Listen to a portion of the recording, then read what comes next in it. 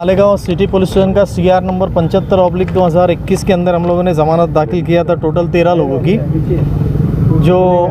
Court के अंदर उसकी हेयरिंग होने के बाद में चार्जशीट उसमें फाइल है और ये लोगों के खिलाफ में किसी भी किस्म का एविडेंस ना होने की वजह से टोटल 12 लोगों की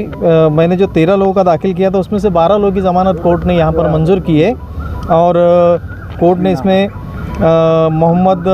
इमरान मोहम्मद उस्मान, आफ्ताब एजाज़ बेग, शेख अलीम शेख सलीम, आसिफ अहमद, अरबाज शेख सरदार, शेख गयासुद्दीन, शेख शकीलुद्दीन और शेख आसिफ शेख करीम, तौसीफ़ खान, नूर खान, मोहम्मद इमरान मोहम्मद उस्मान, मोहम्मद रमज़ान अब्दुल करीम और मोहम्मद हारून हबीबुर रहमान और उसके अलावा मोहम्मद साबिक गौहर, इन सब की ज़मानत कोर्ट ने मंजूर की है। और अब ज़मानत देने का जो काम है वो कल हम लोग इंशाल्लाह करेंगे। इसमें फैसल अहमद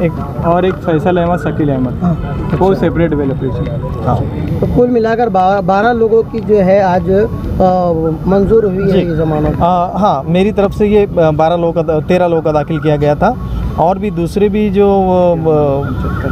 CR ये 75 CR नंबर में और भी कुछ लोगों का दाखिल था, उसमें भी कोर्ट ने जो है तो कुछ लोगों का मंजूर किया है और कुछ लोगों का कोर्ट ने 3 से 4 लोगों का उसमें भी कुछ रिजेक्ट किया हुआ है। तो सबसे मेन मुद्दे की बात तो ये थी कि इसमें चार्जशीट फाइल हो गया है। दूसरी बात ऐसी थी कि चार्जशीट के अंदर पुलिस ने जो भी लेकुना छोड़ा हुआ है कि भाई इनके खिलाफ़ में किसी भी किस्म की रिकवरी नहीं है, उसके अलावा आई विटनेस के अंदर इनका नाम नहीं है, FIR के अंदर इनका नाम नहीं है, उसके अलावा मेमोरेंडम पंचनामे और जो भी डॉक्यूमेंट है वो डॉक्यूमेंट के अंदर ये जो लोगों की ज़मानत कोर्ट ने मंजूर की, इनके खिलाफ़ में कोई भी ऐसा पुख्ता सबूत नहीं है कि जिसकी वजह से इनकी ज़मानत नहीं दी जाए। अच्छा, तो इसके बाद यकीनन इतनी बड़ी तादाद में और लोगों की ज़मानत मिलने के बाद आपके हौसले जो है वो बुलंद हो चुके हैं जी इंशाल्लाह। तो आने वाले दिनों में जो है ऐसा लगता है कि मज़ीद लोगों को जो है बिल्कुल जो बचे हुए लोग हैं इंशाल्लाह उसको भी उनके लिए भी हम लोग कोशिश कर रहे हैं। और CR नंबर 74 के अंदर हेयरिंग के लिए कल रखा गया हुआ है और आयशा नगर पुलिस स्टेशन के अंदर जो CR है उसके 28 तारीख को हेयरिंग रखी गई है। सर उसमें मेहनत की। सबसे पहले तो मैं अल्लाह ताला का शुक्र अदा करता हूँ और उसके बाद आरिफ शेख साहब जो हमारे एडवोकेट है, अवैस साहब है और इससे पहले हमारे वासिफ साहब भी साथ में जॉइंट थे।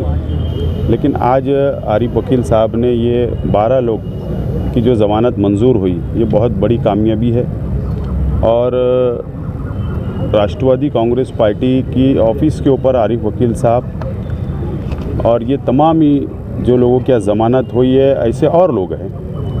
और तमाम ही हमारी माँ बहनें, उनके घर वाले, उनके परिवार के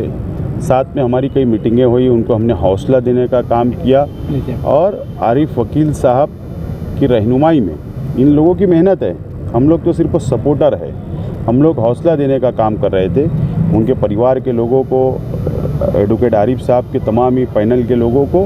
हमने उनका सपोर्ट किया और इनकी मेहनत का नतीजा है कि आज ज़मानत मंजूर हुई और मुझे उम्मीद है कि आज ज़मानत पे रिहा हो रहे हैं और इंशाअल्लाह जब केस चलेगा, ट्रायल चलेगा, उस वक्त ये लोग बाइज़्ज़त बरी होंगे, मुझे पूरा उम्मीद है अल्लाह की जात से। बहरहाल सिर्फ इतना ही कहना है, मैं पहले दिन से यही बोल रहा हूँ कि ये मामले के अंदर 12 नवंबर के जो मामला है इसके अंदर इत्तेहाद की ज़रूरत है और आज भी उस बात के ऊपर मैं और हमारे राष्ट्रवादी कांग्रेस पार्टी कायम है। जब तमाम ही लोग बाहर आ जाएंगे तो इस ताल्लुक़ से मैं सियासी स्टेटमेंट करूँगा, लेकिन आज मैं कोई सियासी स्टेटमेंट मुझे नहीं करना है क्योंकि इत्तेहाद की ज़रूरत है। रमज़ान महीना लग रहा है, परिवार परेशान है, बच्चे घर पहुंचना चाहिए, ये हमारी अपनी कोशिश है। अच्छा, जिन लोगों की ज़मानत नहीं ना मंजूरी है, जो लोग की ज़मानत के लिए अभी तक अपील कांग्रेस पार्टी और आरिफ साहब के पास जो लोग आए हुए हैं हमारे पास, जो हम लोग ऐलान किया था, जो लोग हमारे पास आएंगे हम उनका केस लड़ेंगे। जिन लोगों की ज़मानत हो गई और जो लोग की ज़मानत नहीं हुई वापस उनके ऊपर हम लोग मेहनत करेंगे, ज़मानत दाखिल करेंगे और अगर मालेगांव कोर्ट ने अगर ज़मानत नहीं दिया तो हाई कोर्ट तक भी अगर जाना पड़े ज़मानत के लिए तो हम लोग पूरी तरीके से तैयार हैं।